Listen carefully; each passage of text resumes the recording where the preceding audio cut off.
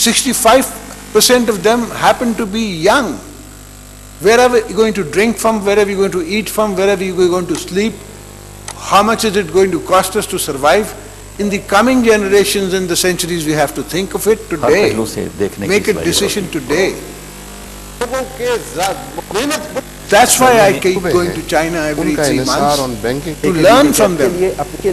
Is how have they progressed so fast and managed to make themselves into such a prosperous nation. To learn, to bring back the knowledge. For us, for you, for me, for tomorrow, I am answerable to even what Shaykh Zulfikar Ali Bhutto did or did not do. My coming generations, all the chairman of the People's Party, will always be answerable in the eyes of the people and history. Therefore, we have always maintained that anything that does not have a tomorrow does not exist today. So Musharraf, although he was here, he did not exist because in the capacity of the universe, 10 years of time, or in the life of a country, 10 years of a time, for a negative period is a long time. But in the larger scale, will not make a difference. Democracy has always made a comeback. It is of us. It is upon us how we proceed forward. And then it is upon you, the analysts, the intellect, the writers, the thinkers, the philosophers. You should tell us what got destroyed when Ziaul Haq was in power, what got destroyed when Ayub was in power, what got destroyed when Musharraf was in power. Whenever a dictator takes over, the first thing he does, he tries to reinvent the wheel and loses most of his energy and the goodwill that he sort of creates in the beginning in that. And it's been not done once, twice, thrice, but the speeches are the same. It's not even that, it's not funny. The speech writer is the same.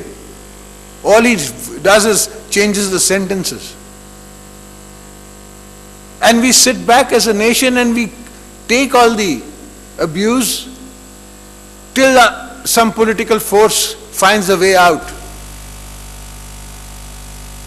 You think Yahya Khan would have gone if it's Pakistan, we would have won?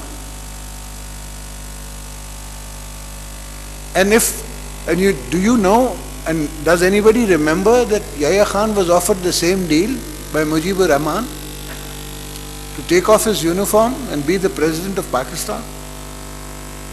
Has anybody ever sat down and thought what all had happened? The whole system crumples. There is one dictatorial rule and everything else runs by command. The system deteriorates, and in 10 years everything would deteriorate. We come back and we rebuild. I remember standing in the same position when we were with Bibi in 88, much younger then, much naiver then. One has learned from the University of Life. And I have been party and seen a witness at the very top. Nobody has ever written or even tried to research the fact that the Russians wanted a détente then. The Shevardnadze had come to offer feast, that Najibullah was willing to give up governance and come for a lower jirga. That this formula was not necessarily the best formula to take Kabul by the might. But I don't see any research on that. I see a lot of emphasis on, selling negativity. It has become a commercial organization today, media, and it is selling negativity as a commodity. Ours is the principal stand against that negativity being sold as a commodity.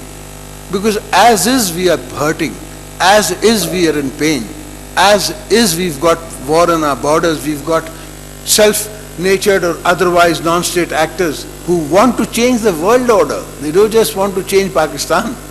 They want to change the world order. It's not that they're playing games. And have you ever thought that in spite of that, today the basic population are the people in the villages? 67% of your population resides there.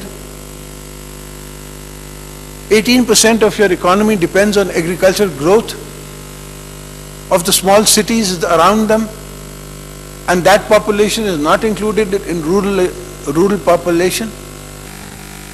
By just giving the world market rates, we've brought a change in their lifestyle. Yes, the floods have damaged us. Yes, the floods have cost us. But that's a natural disaster and a natural challenge of circumstances. These are, nations do come upon them. Humanity does come across them. We have to suck our breath in and walk on those coals and walk ahead. And we have done exactly that. It is not that the development is not taking place. Yes, you write about the lathi charge on the Watan card in one center, but at the same time you must tell us that how many Watan cards have been issued, how many people are the recipients of that money. And it was not money that was budgeted for. So obviously one has taken it away from some other appropriation and reappropriated it for the people, for the need of the hour. That in itself is no mean task for any government to do. I don't want to increase the price of electricity.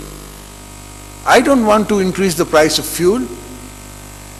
Only a child would not know, and I think today's children would know also, what it would do to a populist government which has come by the people's vote, when the price of bread is 3 times of what it was. But if I hadn't raised the price of wheat, how would the prosperity come in the 67% population? And how long can you subsidize? You cannot subsidize for always. You have to take that away, and if I keep doing politics, yes, I can keep postponing the problem. The fact that we are not doing politics and taking these difficult decisions, we went to IMF, they didn't come to us. Because I could see there was a recession in the world and there was a meltdown coming. Believe me, there were people, economists, they wrote about it in that time, that we should declare a default state. If you remember. But I chose not to. We chose to go to the IMF in a restructuring program which will limit our capacity to be able to support our voters. After all, these are all very difficult and necessary decisions that this government has taken. So we value democracy more than anybody else. There is no political prisoner today. We are the ones who gave you the concept that I apologize to the nation, the Baloch nation. No columnist had ever written that Asif Zardari, you should apologize, but I did.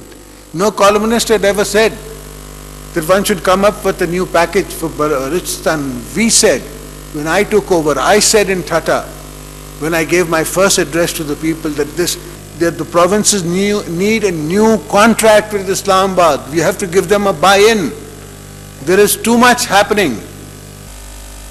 Today the cost of Balochistan, whoever is supporting an insurgency, from wherever, if the cost, he takes it up, it will be a great fault line.